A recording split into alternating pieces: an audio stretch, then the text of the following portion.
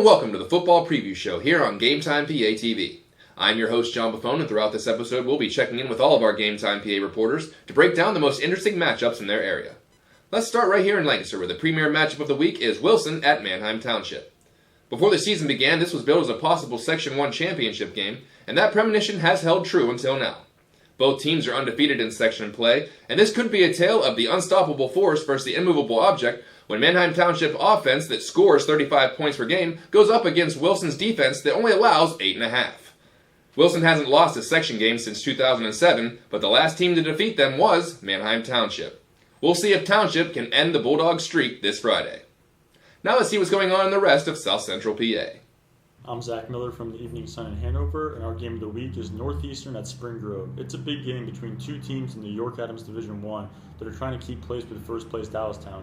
Both of these teams come in with a 3-1 division record, sitting in second place.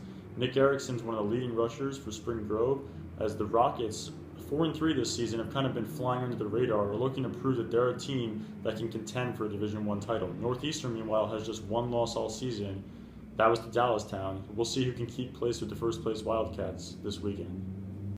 Hi, I'm Lizzie Arbogast alongside Lindsay Smith with GameTimePA Franklin-Fulton, and we're just a couple days away from one of the area's biggest rivalry games. Shippensburg this weekend will play host to Big Spring for the 59th annual Little Brown Jug game. What do you see from this weekend?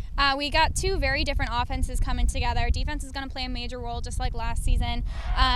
Big Spring has a very run-heavy offense.